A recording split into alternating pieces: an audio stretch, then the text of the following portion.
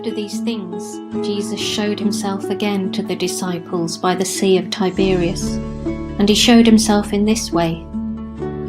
Gathered there together were Simon Peter, Thomas called the twin, Nathanael of Cana in Galilee, the sons of Zebedee, and 2 others of his disciples. Simon Peter said to them, "I'm going fishing." They said to him, "We'll go with you." They went out and got into the boat, but that night they caught nothing. Just after daybreak, Jesus stood on the beach, but the disciples did not know that it was Jesus. Jesus said to them, "Children, you have no fish, have you?" They answered him, "No." He said to them, "Cast the net to the right side of the boat, and you will find some." So they cast it, and now they were not able to haul it in because there were so many fish. That disciple whom Jesus loved said to Peter, "It's the Lord." When Simon Peter heard that it was the Lord, he put on some clothes, for he was naked, and jumped into the lake. But the other disciples came in the boat, dragging the net full of fish, for they were not far from the land, only about 100 yards off. When they had gone ashore, they saw a charcoal fire there with fish on it and bread.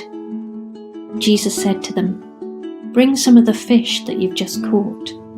So Simon Peter went aboard and hauled the net ashore full of large fish, 153 of them.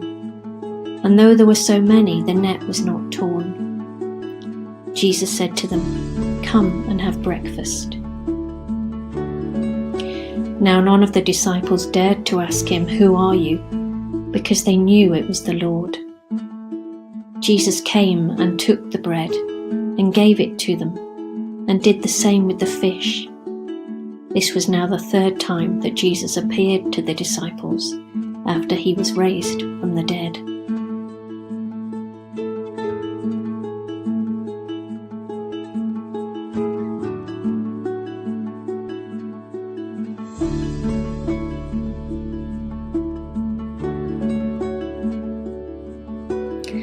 Along the beach at the end of the road of the house where I grew up in Sefton, Merseyside, and just half a mile from our church building, is the art installation Another Place.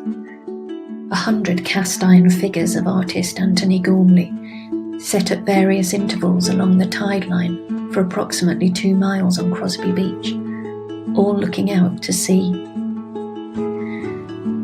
They were a cause of controversy when originally they were to stay for a year, but the local council and various groups lobbied for them to stay permanently. Some locals couldn't see what all the fuss was about, and why people would want them there. Some think they're rude, the nakedness. Others worry that they're a health and safety hazard. Many love them, including me. Catch them at different times of day, and they're completely different. Sometimes submerged, or head only just visible in the water. Sometimes standing still amidst unforgiving, crashing waves.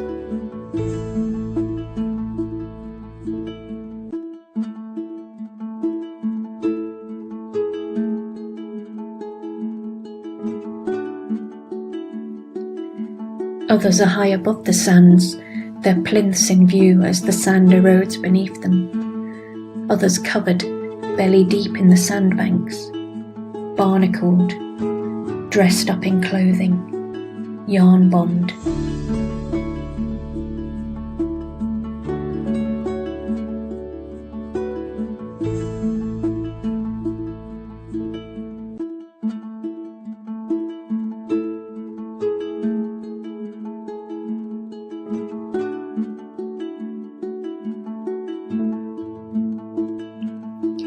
Worn, rusted, reflecting different light, mysterious, odd, and disturbingly naked.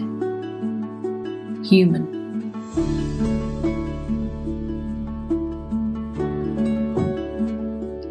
And fellow humans interact with them, as they, the figures, interact with their surroundings.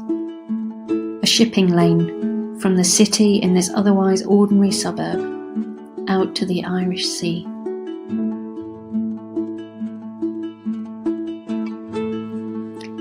The purpose of the sculpture for Gormley is about human interaction with the elements, how the ebb and flow of the tides and the physical elements impact this peculiar body, as he calls it.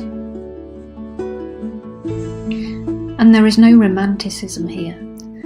Gormley says of the sculpture, it is no hero, no ideal, just the industrially reproduced body of a middle-aged man trying to remain standing and trying to breathe, facing a horizon busy with ships, moving materials and manufactured things around the planet. I invite you to reflect on this other encounter on the beach, of a particular and peculiar unique body of the risen Jesus. The encounter of nature, fish and lots of them for the disciples, and the ebb and flow, the coming and going, the new and the old. That which needs to die, and that which is a sign of regrowth.